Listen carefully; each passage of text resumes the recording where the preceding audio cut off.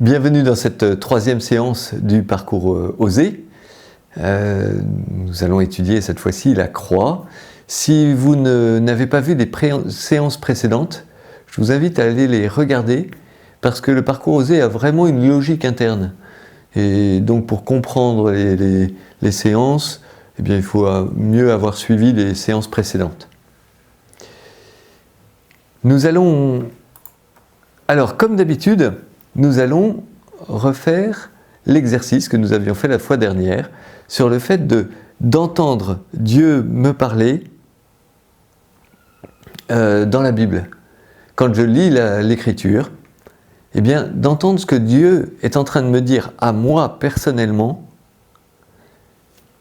et qu'il ne va pas dire à mon voisin, même si c'est le même passage qu'on est en train de lire. Mais vraiment, personnellement, qu'est-ce qu'il est en train de me dire ? Et c'est cette méthode-là qui permet vraiment en tout cas, la méthode que je vais vous proposer permet d'entendre cela. C'est ce que j'utilise personnellement et qui me nourrit profondément et nourrit ma vie spirituelle profondément. Donc c'est en 4 étapes, si vous vous souvenez. La première étape,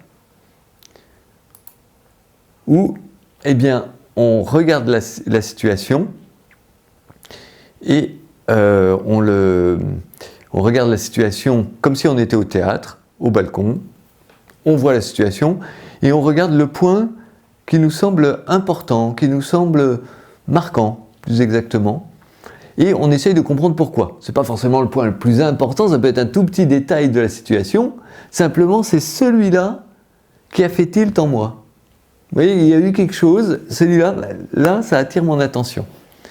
Voilà, ça a attiré mon attention, voilà, c'est peut-être le bon terme.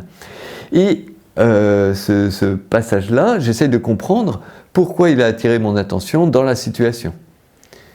Si je vois Jésus en train de guérir le lépreux qui se prosterne devant lui et qui lui dit « Seigneur, si tu le veux, tu peux me purifier », et Jésus qui s'approche, touche le lépreux et qui lui dit « Je le veux, sois purifié ».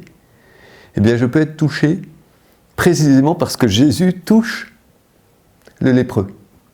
Et ça me marque parce que, évidemment, le lépreux, ça veut dire que Jésus devient impur dans la loi juive et puis il peut contracter la maladie. Il y a quelque chose de marquant là-dessus. Et du coup, deuxième étape, je vais voir en quoi ce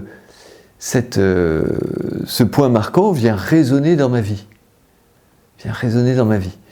Et je réalise que, en fait, j'aimerais bien que le Seigneur Jésus vienne me toucher, justement, pour me purifier. Vous voyez, mais me purifier non pas de ma lèpre, non pas d'une maladie, mais de la lèpre du péché, en fait, du mal, de ce mal que je ne veux pas faire et que je fais, et du bien que je ne fais pas alors que je voudrais le faire.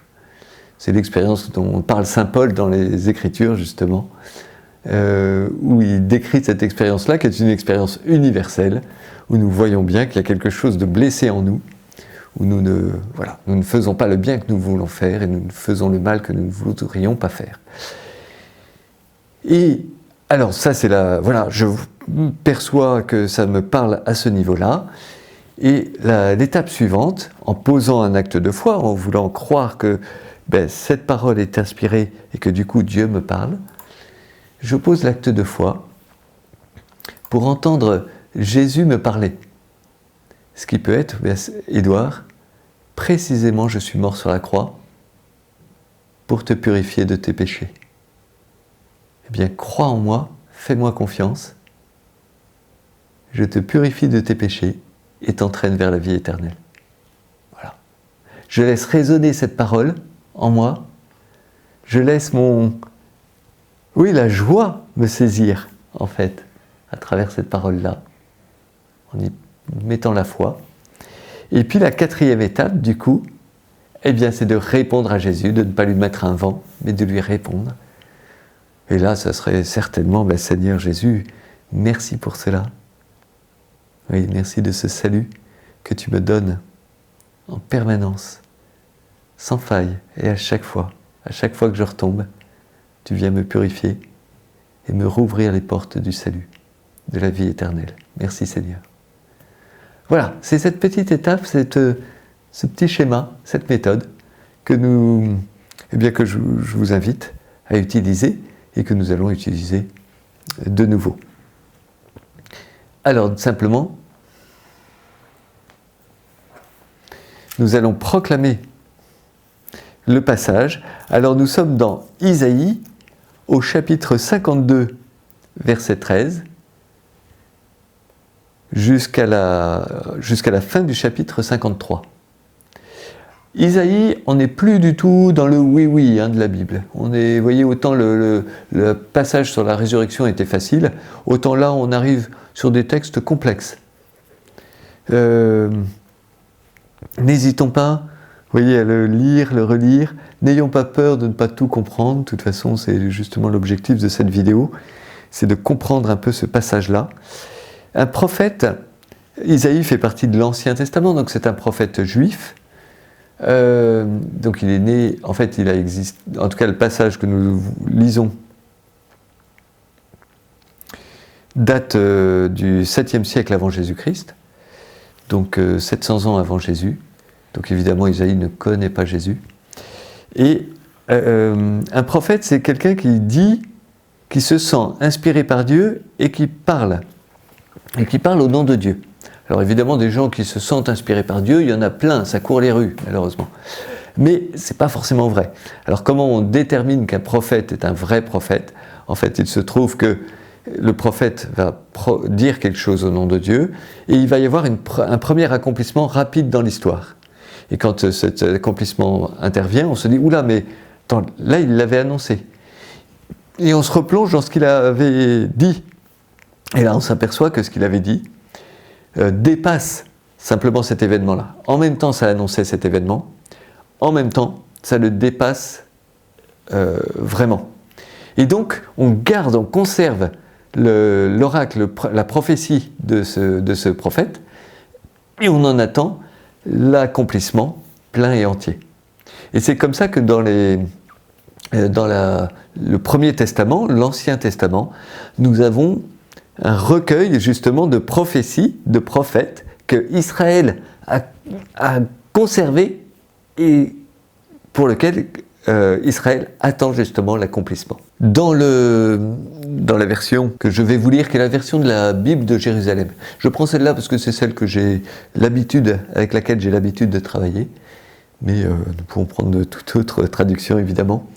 Mais la traduction là va parler d'un sacrifice expiatoire. Alors le sacrifice expiatoire, c'est un sacrifice pour expier le péché, donc pour racheter le péché en fait, payer pour le péché en fait, c'est ça derrière.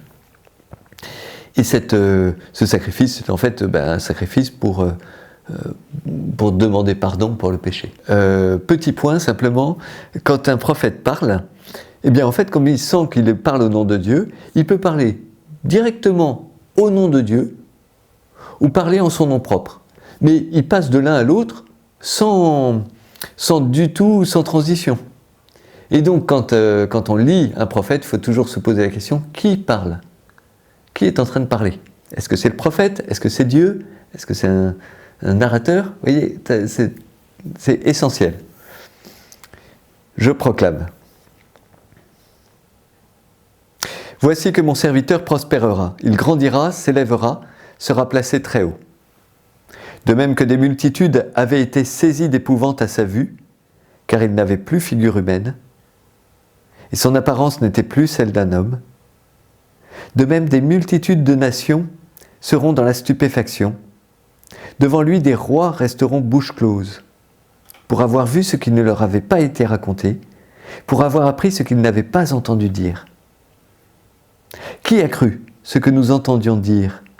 Et le bras du Seigneur à qui s'est-il révélé? Comme un surgeon, il a grandi devant lui, comme une racine en terre aride, sans beauté ni éclat pour attirer nos regards, et sans apparence qui nous eût séduits.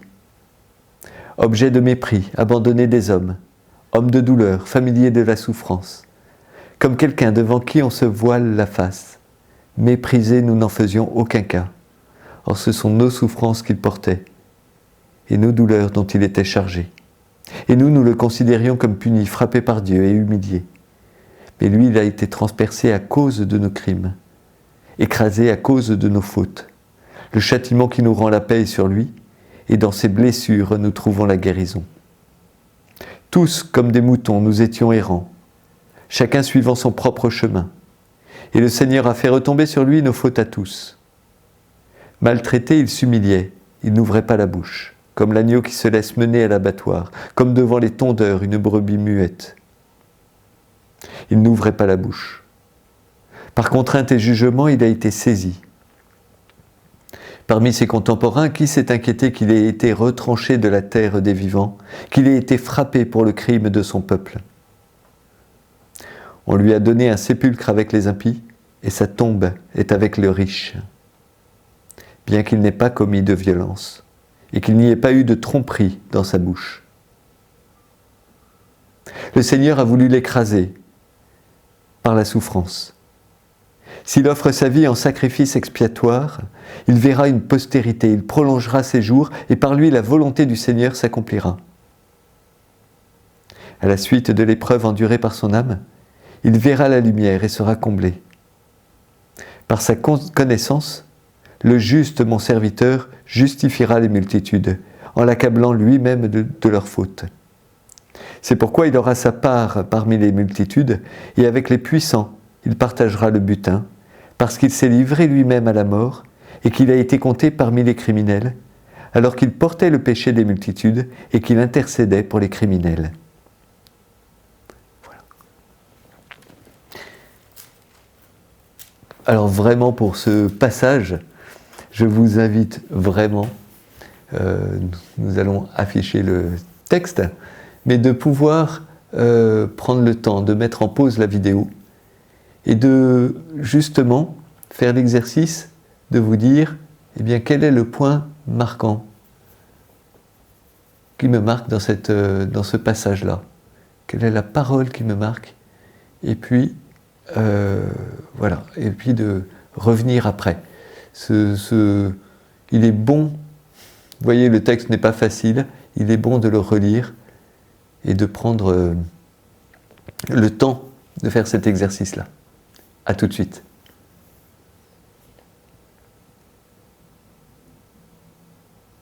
Eh bien, vous avez fait cet exercice, j'imagine que vous n'avez pas tout compris, certainement, peu importe, ne vous inquiétez pas, nous allons éclairer ça.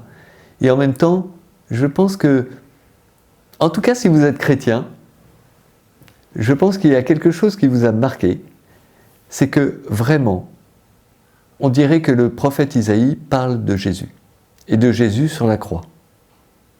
Et c'est touchant parce que, en fait, quand on est chrétien, on ne peut pas lire ce texte sans y voir Jésus. Et c'est très marquant. Alors, c'est marquant parce qu'évidemment, Isaïe est un texte qui a été écrit en 700 ans, aux alentours de 700 avant Jésus-Christ. Donc évidemment, Isaïe ne connaît pas Jésus. Et ce texte-là, vous voyez bien que cette prophétie, elle est étonnante, elle est surprenante. Elle a des choses, elle a des versets tellement paradoxaux qu'en fait on a du mal à la comprendre en elle-même. Et donc les Juifs se sont interrogés sur ce texte, et s'interrogent toujours sur ce texte-là. Et ce passage-là, évidemment, ils ne savent pas trop comment le positionner. Et c'était pas un texte forcément perçu comme messianique à l'époque. C'était un texte qu'on ne savait pas trop comment classer, justement avec un gros point d'interrogation. À l'autre bout, vous avez la croix de Jésus. En fait, les apôtres, vous voyez qu'ils ont vu Jésus vivant, ressuscité. Donc ils se disent, ben ça y est, il est le Fils de Dieu, fait homme, et il vient vaincre la mort. Mais du coup, la question qui se pose, c'est comment ça se fait que ce Fils de Dieu fait homme, ce Tout-Puissant, ce Créateur qui vient en nous, eh bien, il est accepté de mourir sur la croix, qu'il soit monté sur la croix. voyez, qu'il se soit laissé mourir sur la croix, alors que la croix est vraiment la mort la plus, en tout cas la condamnation la plus infamante. C'est une condamnation où on essaye de fustiger et de dénigrer celui qu'on condamne. On va le clouer justement à une croix tel un vulgaire animal, pour le laisser mourir. Et le laisser mourir cloué sur la croix. Enfin, il y a quelque chose de nu sur la croix, vraiment d'infamant. Et donc, face à vous voyez, la question va se poser, mais comment ça se fait que le Fils de Dieu, ce Tout-Puissant, soit mort sur la croix? Donc il y a un gros point d'interrogation que les apôtres vont vraiment se poser. Et en fait, ce qui va leur permettre de répondre à la question, c'est précisément le texte d'Isaïe. C'est en plongeant dans l'Écriture, et Jésus va les aider pour ça, il va leur ouvrir l'esprit à l'intelligence des Écritures, va dire Saint Luc, ils vont comprendre que justement, le Seigneur Jésus, en mourant sur la croix, vient accomplir ce qu'a annoncé Jésus. Ce qu'a annoncé le prophète Isaïe. Il l'annonce et il l'accomplit. Vous voyez, il va accomplir ce qu'Isaïe annonce. Et en même temps, dans le même mouvement, en fait, Jésus vient éclairer ce texte d'Isaïe, puisque des versets qui étaient incompréhensibles deviennent lumineux. Et c'est là où il y a quelque chose, vous voyez, d'un répondant. C'est pas simplement dans un seul sens. C'est vraiment le texte d'Isaïe qui vient éclairer ce que Jésus fait sur la croix, et Jésus qui est sur la croix qui vient éclairer le texte d'Isaïe. Ça se répond des deux côtés. Et notre foi nous dit que, en fait, Jésus vient accomplir toutes les Écritures juives. En fait, tout le Premier Testament, tout l'Ancien Testament, parle de Jésus. Voilà. Et tout particulièrement, en fait, ce 4e chant des serviteurs, ce passage d'Isaïe. Alors, si nous le reprenons, nous pouvons essayer de comprendre un peu les choses. Alors, vous voyez que le premier verset, « Voici que mon serviteur prospérera, il grandira, s'élèvera, sera placé très haut », c'est un verset qui est où Dieu a la parole, c'est Dieu qui parle. Donc c'est le serviteur de Dieu qui sera exalté, qui va réussir. Donc c'est un verset très lumineux, très de réussite, de victoire. Et on voit que le serviteur, il va accomplir sa mission. Et du coup, Dieu va le récompenser, va l'élever, et il sera exalté. Dans le cas de Jésus, si on l'applique à Jésus, évidemment nous y voyons, vous voyez, non seulement la résurrection, mais aussi l'ascension, où Jésus est élevé au plus haut des cieux, comme roi sur toute la création. Il est élevé comme ça en tant qu'homme. Nous y reviendrons. Et alors, juste après, dès le 2e verset, on va plonger dans la souffrance en fait. Et là, du coup, c'est le prophète qui prend la parole. De même que des multitudes avaient été saisies d'épouvante à sa vue, car il n'avait plus figure humaine, et son apparence n'était plus celle d'un homme, de même des multitudes de nations seront dans la stupéfaction. Devant lui, des rois resteront bouche close, pour avoir vu ce qu'il ne leur avait pas été raconté, pour avoir appris ce qu'ils n'avaient pas entendu dire. Alors, dans ce verset-là, nous avons des multitudes. Nous avons 2 multitudes. Enfin, des multitudes. D'abord, il y a les multitudes qui avaient été saisies d'épouvante à sa vue. Donc ils l'ont vu, ils ont vu ce serviteur. Alors on va comprendre qu'ils l'ont vu souffrir. Et ils sont saisis d'épouvante à sa vue. Et puis il y a les multitudes de nations qui seront dans la stupéfaction. Et on va comprendre après, parce que ces nations-là, elles ne l'ont pas vu. Alors la multitude des nations est très importante, en tout cas c'est très intéressant dans ce passage, parce que les nations, ça indique toujours les nations non juives. Les nations, ce sont les non-juifs. Et donc là, la prophétie, vous voyez, parle des non-juifs, alors que généralement les prophètes parlent plutôt d'Israël en soi, et plutôt moins souvent des nations. En tout cas, là, très clairement, les nations sont impliquées, dès le départ. Et donc, il y a ces multitudes qui ont été saisies d'épouvante. Et vous voyez que dans le cas de Jésus, on peut y voir justement les Juifs qui ont vu Jésus souffrir. Et puis les nations, les multitudes de nations qui découvrent quelque chose. Et on va voir que justement, oui, c'est bien cette alliance. En tout cas, le fait que Jésus sur la croix vient pour tous les hommes, juifs et non juifs. Et donc les nations, et c'est pour ça que l'Église est aujourd'hui, vous voyez, cette première religion dans le monde, parce qu'elle est partout dans le monde, partout, de toutes les nations. Alors, il y a ce saisissement d'épouvante, car il n'avait plus figure humaine et que son apparence n'était plus celle d'un homme. Donc visiblement, les souffrances du serviteur, vous voyez, sont violentes, sont rudes, et justement le transforment en non-être humain. Alors, on peut y voir deux choses dans cette parole. La première, c'est en fait le fait que Jésus, dans sa passion, a été frappé. Et il a été frappé, notamment au visage par les soldats, quand ils se sont moqués de lui, qui lui ont mis la couronne d'épines. Il a été frappé avant par les grands prêtres, par les Juifs eux-mêmes. Et en fait, quand on regarde le linceul de Turin, alors le linceul de Turin est une pièce, un linceul, c'est-à-dire c'est une pièce de 4 mètres de long, qui aurait recouvert le corps de Jésus. Et c'est un linceul, un tissu très étonnant parce que il y a une image, comme une image qui est formée dessus, et qui représente en fait un homme crucifié,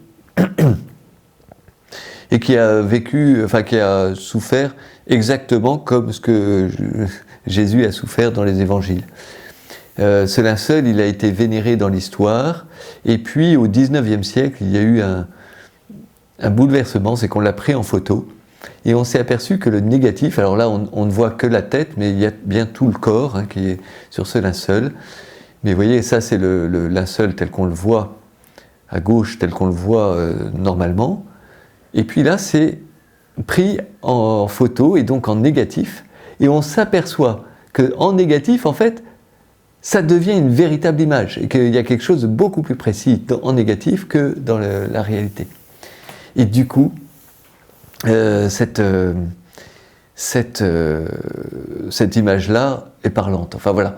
Alors, évidemment, il y a une controverse sur ce linceul de Turin, parce que toutes les études scientifiques pointent plutôt vers le 1er siècle, que ce soit par le tissu, la façon de tisser le tissu, puis 1er siècle en Palestine, que ce soit les pollens pris dessus, que ce soit... Enfin voilà.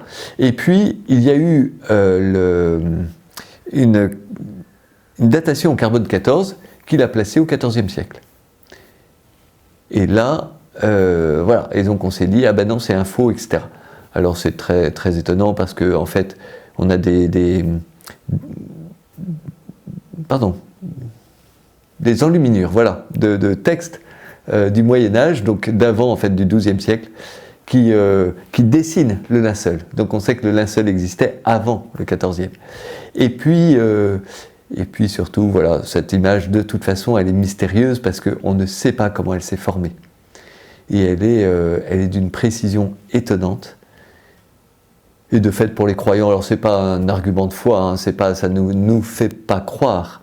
Mais en tout cas, pour les croyants, pour ceux qui veulent croire, en tout cas, moi je crois profondément que c'est le linceul de Jésus. Et c'est évidemment une relique très touchante, puisqu'on a là l'image même de Jésus. Et sur cette image, alors ce qu'on voit, je reviens au texte, c'est que, en fait, il semble que Jésus soit boursouflé, vous voyez, sur le côté, alors on ne sait jamais, mais ça doit être le côté gauche, ou le côté droit, enfin bref, voilà, je ne sais jamais. Bon bref, en tout cas sur ce côté-là, et très certainement il devait avoir un œil au beurre noir. Et donc on voit bien qu'il est défiguré, de fait.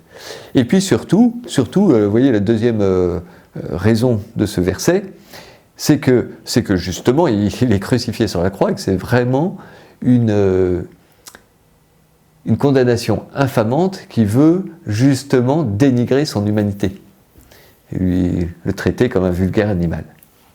Donc il n'avait plus figure humaine, il n'avait plus l'apparence d'un homme. Je continue.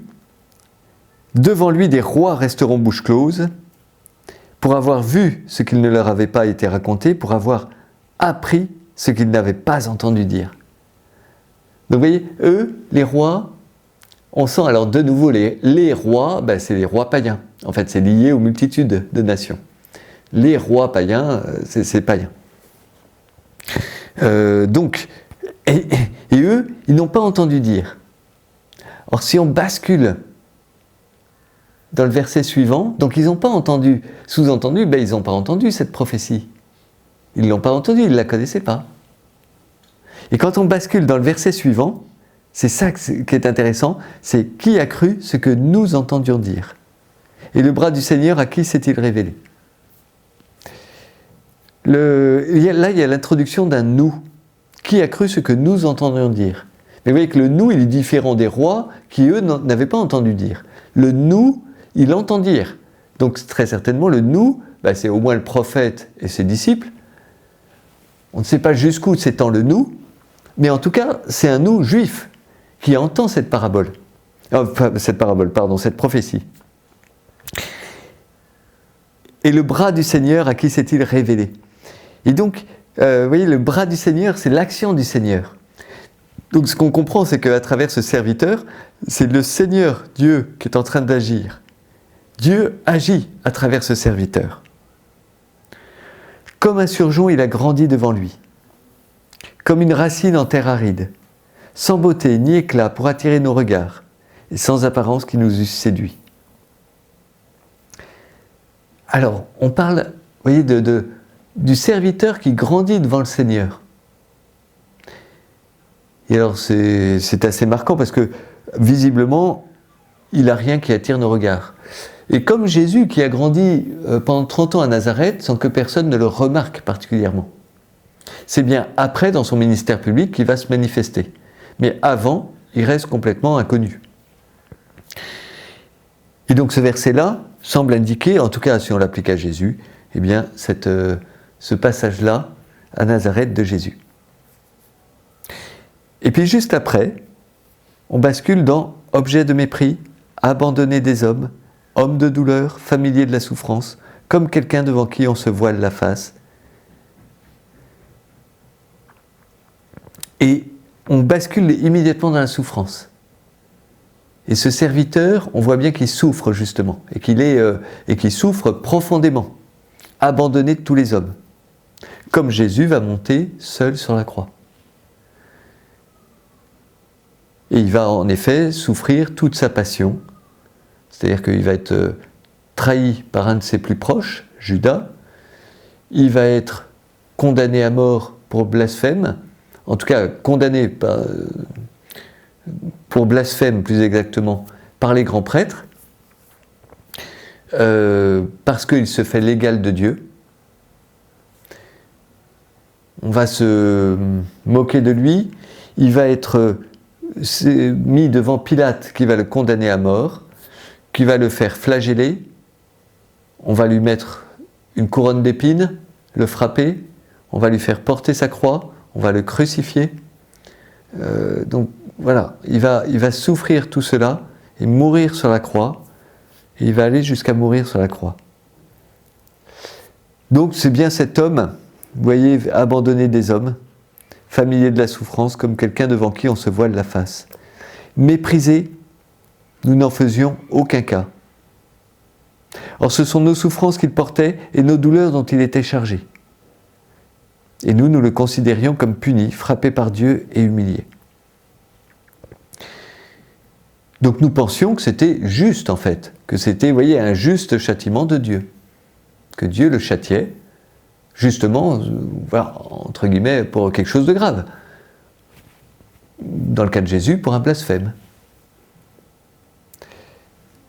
Nous reviendrons sur ce verset-là dans la vidéo suivante. Mais lui, il a été transpercé à cause de nos crimes, écrasé à cause de nos fautes. Le châtiment qui nous rend la paix est sur lui, et dans ses blessures nous trouvons la guérison. Alors voilà un verset complètement paradoxal. Vous voyez, quand on dit le châtiment qui nous rend la paix est sur lui, dans ses blessures nous trouvons la guérison, il y a quelque chose de fou d'écrire ça. Qu'est-ce que ça veut dire? Vous voyez, pour ce serviteur, ce n'est pas évident quand on ne voit pas Jésus, en fait, de comprendre.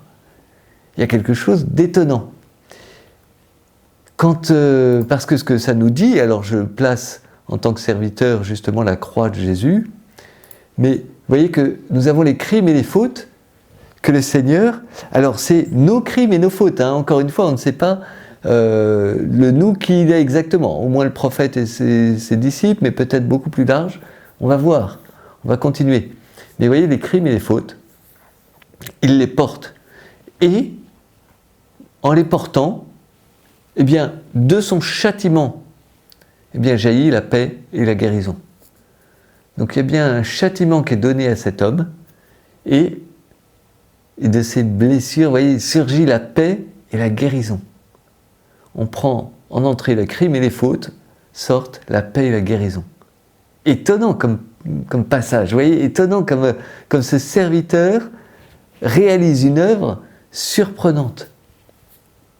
Tous comme des moutons, nous étions errants, chacun suivant son propre chemin.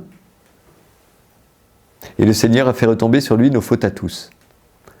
L'image est complètement paradoxale. Parce que quand vous prenez l'image de mouton, à quoi vous pensez spontanément? Eh bien, un troupeau de moutons. Les moutons, ils ne sont jamais tout seuls, ils sont toujours en troupeau. Or là, précisément, l'image qui est prise par le prophète Isaïe est est une image de mouton errant, seul, chacun suivant son propre chemin. Et donc il y a quelque chose d'une image paradoxale où on voit bien que, en fait, quelque chose est arrivé au troupeau. Il y avait un troupeau et il a été dispersé. Et ça va nous être raconté, en fait, repris par le Seigneur Jésus en Jean, et en Jean 10, où il va parler du bon pasteur. Et en fait, où il va dire que celui qui a dispersé le troupeau, c'est Satan. C'est le loup qui est venu disperser le troupeau. Et qui, voilà. Et c'est le diable, en fait, qui vient disperser, qui nous met, vous voyez, les uns dans différents chemins, et qui a cassé ce troupeau, cette unité de départ. Et le bon pasteur, et Jésus se prénomme le bon pasteur justement c'est lui qui va faire l'unité. Alors, dans le passage d'Isaïe, on ne dit pas que le serviteur refait l'unité du troupeau, mais c'est presque sous-entendu. Vous voyez, chacun était errant, suivant son propre chemin. Mais on sent bien que c'est au passé, qu'il y a quelque chose qui est arrivé et qu'il y a quelque chose qui se joue de l'unité. Et le Seigneur a fait retomber sur lui nos fautes à tous. Donc, vous voyez, alors le tous, tout, alors on sent bien que le nous est plus large, hein, qu'il y a quelque chose qui s'ouvre. Voilà, on voit apparaître déjà le peuple, au moins le peuple d'Israël. Maltraité, il s'humiliait, il n'ouvrait pas la bouche. Comme l'agneau qui se laisse mener à l'abattoir, comme devant les tondeurs, une brebis muette. Il n'ouvrait pas la bouche. Vous voyez, cet agneau qui se laisse mener à l'abattoir. Dans l'évangile de Luc, en fait, Jésus, à partir du moment où il est condamné à mort par Pilate, ne va plus ouvrir la bouche. Et il va, de fait, être flagellé, couronné d'épines, frappé.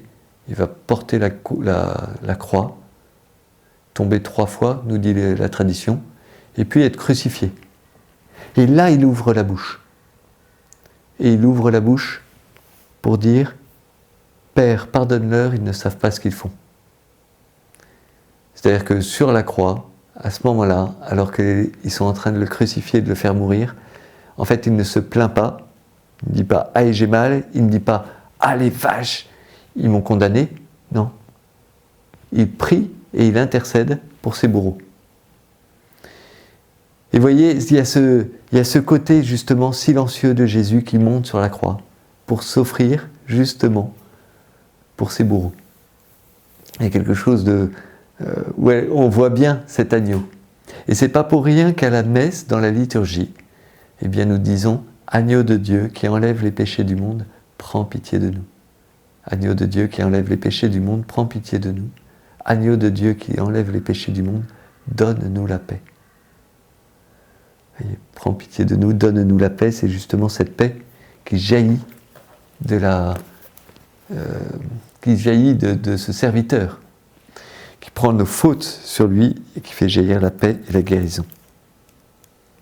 Par contrainte et jugement, il a été saisi. Par contrainte et jugement, et on voit bien que, en fait, ce que souffre le serviteur, il est jugé. C'est bien, c'est pas un pogrom, c'est pas une lapidation rapide. Non, c'est un vrai jugement, une vraie condamnation. C'est ce qui s'est passé pour Jésus. Parmi ses contemporains, qui s'est inquiété qu'il ait été retranché de la terre des vivants, qu'il ait été frappé pour le crime de son peuple? De fait, donc ce serviteur, personne ne s'occupe de lui, personne ne s'inquiète de lui, c'est le cas de Jésus, hein. Il est abandonné de tous et il monte sur la croix seul. Qu'il ait été frappé pour le crime de son peuple. Tiens, le nous, en fait c'est le peuple du serviteur. Étonnant, c'est pour son propre peuple qu'il est en train de prendre les crimes et les fautes pour faire jaillir la paix et la guérison. Donc on comprend que c'est bien le peuple de Dieu pour lequel Jésus intervient, qui monte sur la croix. On lui a donné un sépulcre avec les impies et sa tombe est avec le riche. Là nous avons un passage très particulier parce que, vous voyez, on ne comprend pas très bien. On lui a donné un sépulcre avec les impies et sa tombe est avec les riches. Donc quoi, les riches sont les impies? Enfin, comment ça se passe? Ben non, en fait. Vous voyez, pour le serviteur, c'est compliqué, mais Jésus, on voit qu'il accomplit précisément ce verset et à la lettre. Oui, parce que son sépulcre est avec les impies. En fait, il est crucifié entre deux impies, deux malfaiteurs, qui certainement ont été des meurtriers de l'occupant romain. Et donc il est vraiment, son sépulcre, le lieu de sa mort, il meurt sur la croix, c'est entre deux impies. Mais en même temps, Joseph d'Arimathie, riche notable juif, réclame son corps à Pilate et va mettre le corps de Jésus dans une tombe qu'il a fait creuser pour lui. Donc une tombe toute neuve, qui est une tombe de riche. Et sa tombe est avec le riche. Donc, en fait, Jésus est en train d'accomplir pleinement ce verset. Vous voyez, mais à la lettre. Étonnant, son sépulcre est avec les impies, sa tombe est avec le riche.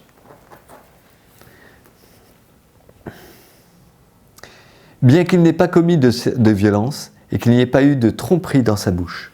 Donc nous voyons que le serviteur qui est décrit est un innocent, que c'est vraiment une condamnation d'innocent. Et de fait, Jésus est considéré comme sans péché, justement. Et que c'est bien une condamnation d'innocent qui a eu lieu il y a 2000 ans, sur la croix. Le Seigneur a voulu l'écraser par sa souffrance. Verset complètement étonnant et d'une violence inouïe. Le Seigneur a voulu écraser son serviteur par la souffrance. Il a voulu que le serviteur aille jusqu'au bout. Ce verset-là, en fait, on peut le voir en fait, dans la vie de Jésus au moment de Gethsémani, où Jésus justement prend les apôtres avec lui et puis s'éloigne pour prier. Et sa prière est « Père, éloigne de moi cette coupe », sous-entendu cette passion, cette mort, cette croix. Cependant, non pas ma volonté, mais ta volonté. Père, éloigne de moi cette coupe, cependant, non pas ma volonté, mais ta volonté. Et on voit bien que Jésus va finalement monter sur la croix. Donc, en fait, il est en train de faire la volonté du Père, qui est qu'il aille jusqu'au bout. Donc, son Père lui demande d'être écrasé par la souffrance. Son Père lui demande d'aller jusqu'au bout du don. Pour le dire en termes plus soft. Mais c'est bien ce même verset-là. J'ouvre cette petite parenthèse, mais simplement, vous voyez que cette prière de Jésus, étonnamment, eh bien Jésus n'est pas exaucé. Père, éloigne de moi cette coupe. Eh bien non, il va boire la coupe. C'est pour donner un petit peu d'éclairage par rapport à toutes nos prières qui ne sont pas exaucées.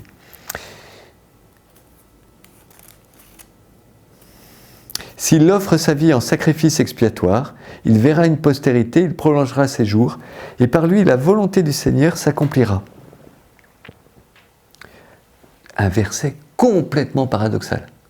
Complètement paradoxal. S'il offre sa vie en sacrifice expiatoire. Ouais.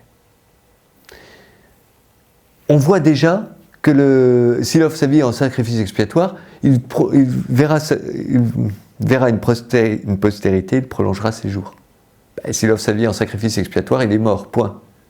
Ben non, non, non. Le serviteur, non, il ne s'arrêtera pas là. D'abord, on voit qu'il y a quelque chose de volontaire. S'il offre sa vie en sacrifice expiatoire, avant, on avait maltraité, il s'humiliait. C'était à l'actif. Donc, il y a quelque chose de volontaire dans ce serviteur. Il est soumis à la souffrance, et en même temps, dans cette soumission à la souffrance, il y a quelque chose de volontaire. Ben oui, il est en train d'offrir sa vie en sacrifice expiatoire. Il fait de sa vie, de sa condamnation, en fait, un sacrifice. On le force bien à aller sur la croix, mais il se laisse mener justement à l'abattoir. Il se laisse mener sur la croix, parce qu'il offre sa vie de l'intérieur par amour, justement. Et par amour pour ses bourreaux, notamment, comme on l'a dit tout à l'heure. Et voyez que s'il offre sa vie en sacrifice expiatoire, il verra une postérité, il prolongera ses jours, et par lui la volonté du Seigneur s'accomplira. Donc on voit en fait que le Seigneur fait sur la croix un sacrifice pour les péchés. Et puis derrière, ce qu'on comprend dans ce verset, c'est une évocation de la résurrection en fait. Vous voyez, cette résurrection que nous avons vue la fois dernière, eh bien, elle est annoncée par Isaïe 700 ans avant Jésus. Dans ce verset complètement paradoxal. Et du coup, la volonté du Seigneur s'accomplira. Cependant, non pas ma volonté, mais ta volonté. C'est ce que fait Jésus sur la croix. À la suite de l'épreuve endurée par son âme, il verra la lumière et sera comblé. Là encore, vous voyez, à la suite de l'épreuve endurée par son âme, il verra la lumière et sera comblé. On voit bien cette réussite qui était évoquée au tout premier verset, et on voit bien aussi une évocation, justement, cette lumière de la vie, de cette vie nouvelle dans laquelle entre Jésus par sa résurrection. Par sa connaissance, le juste, mon serviteur, justifiera les multitudes. Donc, très intéressante parce que c'est Dieu qui reprend la parole, il l'a pris au tout premier verset, il la prend à la fin. Mais je voudrais revenir sur le sacrifice, puisqu'on dit que le serviteur offre sa vie en sacrifice expiatoire. En tout cas, s'il offre sa vie en sacrifice expiatoire. Ce que nous comprenons avec le Seigneur Jésus qui s'offre sur la croix, c'est qu'en fait, ce serviteur vient en fait accomplir les sacrifices de l'ancienne alliance, de la première alliance. Dans le livre du Lévitique, les sacrifices sont décrits de façon très précise. Et il y a des sacrifices pour différents cas. Il y a le sacrifice de l'Holocauste où on fait brûler tout l'animal pour Dieu. Il y a le sacrifice de communion où on fait brûler une partie de l'animal, l'autre partie est cuite et on partage le repas comme si chacun avait sa part. Dieu a sa part, c'est la partie de l'animal qui brûle, puis nous on mange et du coup on partage, on est en communion avec Dieu, sacrifice de communion. Il y a le sacrifice de paix, il y a le sacrifice de réparation, il y a le sacrifice pour les péchés, etc. etc. Et notamment le sacrifice pour les péchés, c'est un sacrifice où quand on est conscient d'un péché grave, on apporte un taureau au temple, et puis on va poser la main sur la tête du taureau, pour poser le péché, vous voyez, faire porter au taureau le péché. Et puis, on va égorger le taureau, verser la moitié du sang sur l'autel, et puis on va faire brûler le taureau en dehors du camp, en dehors de la ville, en dehors du temple, et en dehors même de Jérusalem. Et ce sacrifice-là, en fait, on voit bien que ce que fait Jésus, c'est justement que, vous voyez, il va mourir en dehors, justement, de Jérusalem. Le calvaire est en dehors de Jérusalem. Et donc, oui, ce que fait Jésus, et ce que fait le serviteur, en fait, c'est qu'il accomplit ces sacrifices. Pourquoi ? Parce que, en fait, ces sacrifices qui font partie de l'Écriture sainte, donc qui sont des vrais commandements de Dieu, où Dieu demande à ce qu'on sacrifie des animaux. Mais on se pose la question, vous voyez, en quoi le fait que je pose la main sur le taureau, qu'on tue le taureau, et bien du coup, hop, je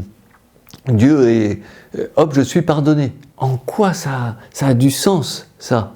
Comment ça peut valoir comment ce taureau qu'on fait tuer, ce pauvre taureau qu'on tue, eh bien, comment il vient me pardonner mes péchés ? Vous voyez, il y a un lien de cause à effet, on ne comprend pas du tout. Et ce qu'on comprend, c'est que Jésus, le serviteur, vient accomplir cela. C'est-à-dire que ce commandement du Seigneur sur le sacrifice d'animaux n'est pas la fin du commandement. C'est pas en soi le sacrifice du taureau qui va pardonner les péchés. C'est en fait le sacrifice du serviteur. Et donc ces sacrifices-là annoncent le sacrifice du serviteur. Et simplement, ils vont permettre, là encore, donc on comprend, vous voyez, ce sacrifice expiatoire que fait le serviteur, on le comprend à partir justement des sacrifices décrits dans les commandements du Seigneur, dans le Lévitique. Mais en même temps, ce serviteur le sacrifice du serviteur nous permet de comprendre le sacrifice. Il y a cet accomplissement, comme toujours, ça éclaire. Vous voyez, le Premier Testament vient éclairer ce que fait le serviteur vient éclairer ses sacrifices. Pourquoi il les éclaire ? Parce qu'on ne comprend pas en quoi. On comprend beaucoup mieux que ce soit, vous voyez, un sacrifice fait dans l'amour de toute la personne, qui intercède pour les hommes, qui peut avoir une efficacité en Dieu pour pardonner les péchés, alors que, justement, le sang des taureaux, on ne voyait pas du tout. Donc on comprend que ces sacrifices-là d'animaux étaient une figure de ce sacrifice, cet unique sacrifice du serviteur décrit par Isaïe. Et on voit bien que c'est même plus que simplement le sacrifice pour les péchés, mais c'est bien tous les sacrifices qui vont être accomplis, notamment par Jésus sur la croix. Notamment ce sacrifice de communion, et c'est pour ça qu'il va y avoir l'Eucharistie. Voilà, mais je ne vais pas plus loin là-dessus pour l'instant. Donc il y a ce sacrifice-là. Et, mais je reviens à ce verset, par sa connaissance, le juste, mon serviteur, justifiera les multitudes en s'accablant lui-même de leurs fautes. Alors, vous voyez que d'abord, le verset parle de... Donc c'est Dieu qui prend la parole, il l'avait pris au début, il la reprend à la fin. Le juste justifiera les multitudes, on retrouve les multitudes. Alors c'est intéressant parce que on peut se dire, mais les multitudes, vous voyez, même dans ce texte-là, on peut se dire, oui, ça peut être les multitudes des nations. Donc ça peut être déjà, vous voyez, une annonce que ce que fait le serviteur est pour tous, juifs, non juifs. Et c'est ce que nous allons comprendre en Jésus. Là, on peut déjà le percevoir dans ce passage-là. Et le juste, mon serviteur, donc le serviteur qui est juste, ce que nous avions vu, il est sans péché, il n'y a rien de faux dans sa bouche, justifiera les multitudes. Alors que veut dire justifier? Ben, justifier veut dire rendre juste. Rendre juste, ça veut dire ajuster à Dieu. En fait, il se trouve que le péché, le mal, nous éloigne de Dieu. En fait, qu'est-ce que c'est que le mal? Qu'est-ce que c'est que le péché? C'est le manque d'amour. Si Dieu est amour, eh bien, le fait de pécher, de faire le mal, nous éloigne de Dieu, tout simplement. Et le fait de nous justifier, c'est de nous réajuster à Dieu, de nous réconcilier avec Dieu. Si nous l'intégrons au schéma, ça veut dire qu'au départ, vous voyez, j'ai un cœur rempli de péché, et du coup, ma relation à Dieu est blessée. Il y a quelque chose qui est blessé dans ma relation à Dieu. Et en passant par le sacrifice du serviteur, sacrifice pour les péchés, eh bien, mon péché est pardonné. En fait, je suis réconcilié avec Dieu. Et du coup, ma relation avec Dieu est remise d'aplomb. Donc, je suis ajusté. C'est ça, être justifié. Donc, vous voyez que là où je suis loin de Dieu, eh bien, je suis remis dans une relation saine avec Dieu. Et du coup, la grâce de Dieu peut me rejoindre, je peux avancer dans cette unité, dans cette union avec Dieu, dans cette communion d'amour avec Dieu. Et c'est ce que nous annonce, ce que fait le serviteur en souffrant et en offrant sa vie en sacrifice expiatoire. Vous voyez, en s'accablant lui-même de leurs fautes, donc toujours cette idée que c'est la faute des multitudes, du coup, que le serviteur porte. C'est pourquoi il aura sa part parmi les multitudes, et avec les puissants il partagera le butin. Parce qu'il s'est livré lui-même à la mort, et qu'il a été compté parmi les criminels, alors qu'il portait le péché des multitudes et qu'il intercédait pour les criminels. Donc là, la fin est vraiment un résumé, mais je reviens un peu au-dessus. Donc il aura sa part avec les multitudes. Et avec les puissants, il partagera le butin. La part et le butin, c'est un vocabulaire très guerrier en fait. C'est la part de butin. Hein. Donc il y a une victoire, et quand on a une victoire, ben, on remporte sur un peuple, eh bien on prend le bétail, les richesses, les femmes, les enfants, les hommes, et on vend tout ça comme esclaves, et on récupère des sous. Et c'est ça la part de butin. Hein. C'est très, très concret et très fort, très puissant. Vous voyez, c'est pas... Et ce que nous dit ce texte d'Isaïe, c'est justement que ce que fait le serviteur, c'est pas un petit combat anodin. Il y a quelque chose d'ultra violent et de guerrier. Il y a quelque chose de fort qui est en train de se jouer.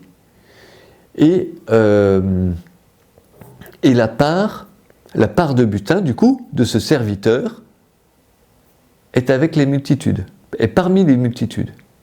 Mais les multitudes, si on prend les multitudes des nations, en fait, la multitude, c'est nous. C'est nous, vous voyez, la part de butin, c'est nous, en fait. Vous voyez, ces esclaves que le Seigneur reçoit, ben, c'est nous. Qui l'arrache, en fait, du royaume de Satan et qui nous met avec lui. Donc, en fait, nous, chrétiens, eh bien, nous sommes cette part de butin.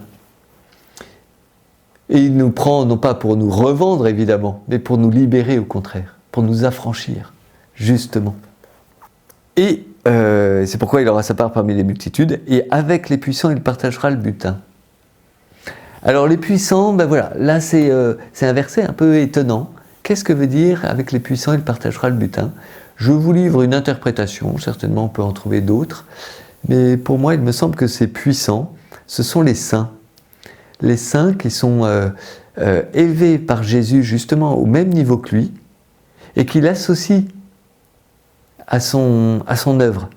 Et du coup, les saints, unis à Jésus, qui s'offrent avec lui, eh bien en fait reçoivent eux aussi une part de butin. Et c'est toute notre dignité de chrétien, justement d'être appelé à participer avec Jésus à son œuvre, justement de justification des multitudes. Et voilà ces puissants qui partage le butin avec nous, et c'est pour ça qu'on peut intercéder, vous voyez, faire intercéder les saints avec Jésus. Alors, suite à ça, à toutes ces explications, si nous reprenons le schéma que nous avions vu la dernière fois, eh bien, vous voyez que, en fait, ce que nous comprenons, c'est que notre péché, notre cœur plein de péché que nous avons, eh bien, en fait, c'est lui qui nous mène à la mort. C'est lui qui fait que je vais mourir, en fait. Je suis soumis par le péché, loin de Dieu, et que je vais mourir loin de Dieu. Et c'est ça qui est vraiment cette mort. Et donc le péché me mène à la mort. Ce que Jésus me propose, c'est justement cette justification, c'est-à-dire d'être par la foi, le baptême, la confirmation et la communion, d'être justifié, c'est-à-dire réconcilié avec Dieu, et du coup de pouvoir être uni à lui. Mais cette justification-là, vous voyez que c'est la puissance de la croix, de son sacrifice sur la croix, qui est à l'œuvre. Ce schéma-là, vous voyez que décrivait Saint Jean, nous comprenons que c'est son sacrifice sur la croix qui donne la puissance à Jésus de pouvoir nous justifier, nous mettre avec lui, et du coup de nous unir à lui, et de nous entraîner dans ce chemin de vie éternelle, comme nous avions vu la dernière fois. Simplement, notre expérience fait que, même baptisés, confirmés, ayant fait notre communion eucharistiée, eh bien nous continuons à pécher. Et que ce péché-là, en fait, nous entraîne à quitter le chemin, qui est un chemin d'amour, en fait, que le Seigneur nous trace. Mais nous avons du mal à aimer de façon parfaite. Bien du mal, en fait. Et du coup, on s'éloigne de ce chemin avec le risque de, encore une fois, d'être mis loin de Dieu et de mourir en fait en enfer, d'aller en enfer simplement. Vous voyez, l'enfer étant l'enfermement loin de Dieu et sans lumière, sans la lumière de Dieu justement. Est-ce que la façon dont le Seigneur nous permet de revenir sur le chemin, eh bien c'est de nouveau par la foi, mais avec deux autres sacrements, enfin la confession et la communion. La confession et la communion qui sont appelés les sacrements de la route, qui là aussi, c'est la puissance de la croix qui se joue. C'est la puissance de la justification de Jésus, acquis par la croix, qui nous permet de revenir sur le chemin et de pouvoir continuer le chemin. Et le Seigneur Jésus est prêt à nous pardonner par la confession et la communion, autant de fois qu'il le faudra, pour nous faire revenir sur le chemin et nous permettre d'accéder à la vie éternelle. Vous voyez, il ne le fait pas simplement une fois par le baptême, la confirmation, l'Eucharistie, mais à chaque fois, il nous remet sur ce chemin-là, ce chemin de vie. Une fois que nous avons vu ça, et vous voyez que cette puissance de la croix qui se joue dans notre vie et dans notre vie spirituelle pour accéder à la vie, pour pouvoir espérer accéder à une vie éternelle, eh bien, je vous lis cela de la première épître de Saint Jean. « Petits enfants, je vous écris ceci pour que vous ne péchiez pas.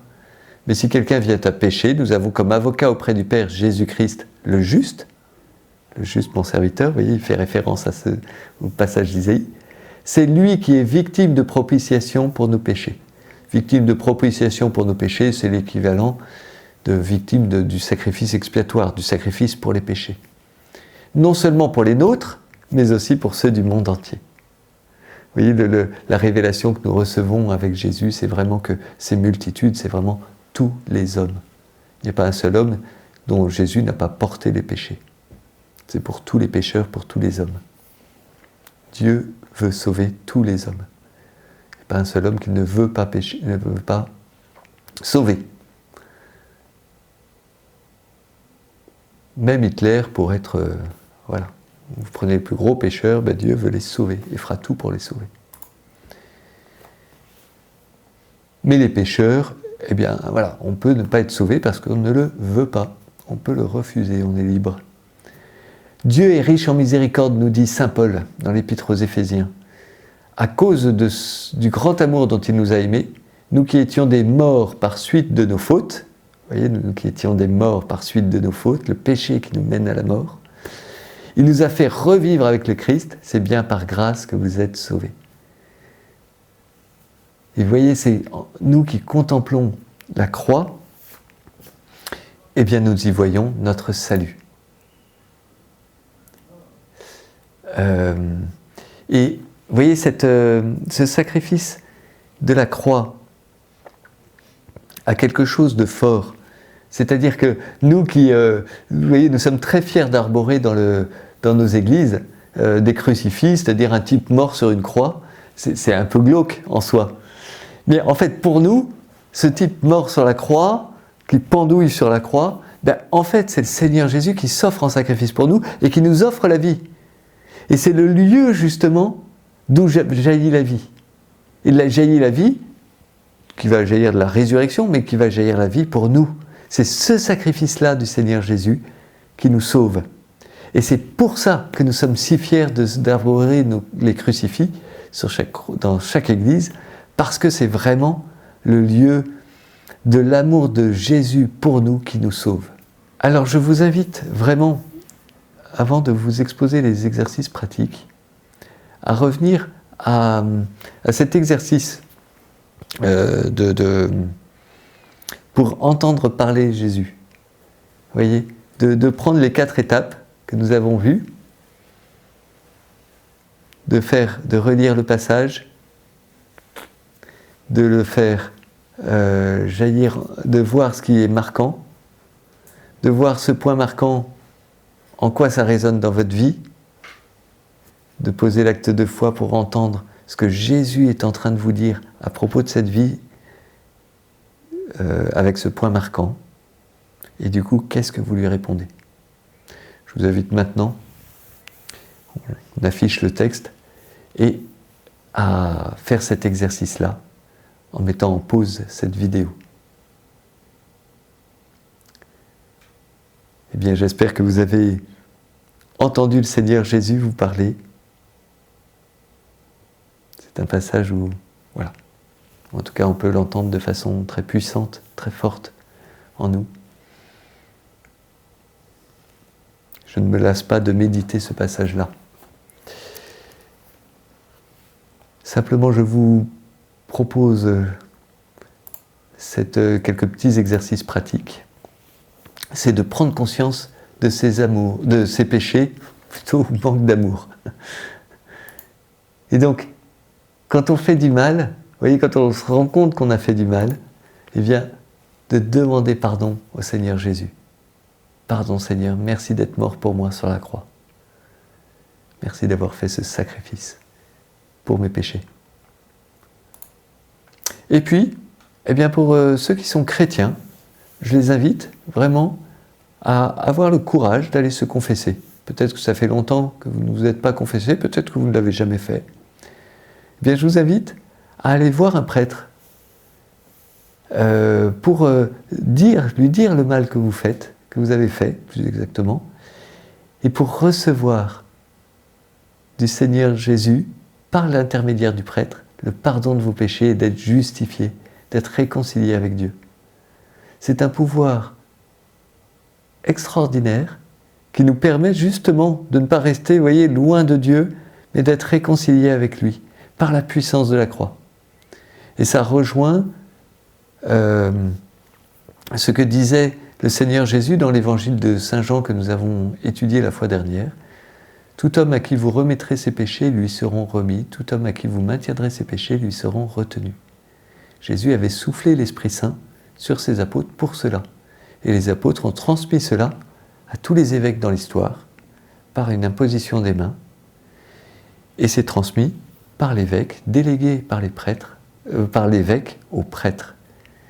Et ça, c'est une richesse et une puissance de la foi qui est extraordinaire, parce que nous pouvons regarder notre péché en face, nous pouvons le voir en vérité, parce que nous savons que le Seigneur Jésus, lui, nous pardonne, et qu'il ne se lasse pas de nous pardonner, et que jamais il ne se lassera.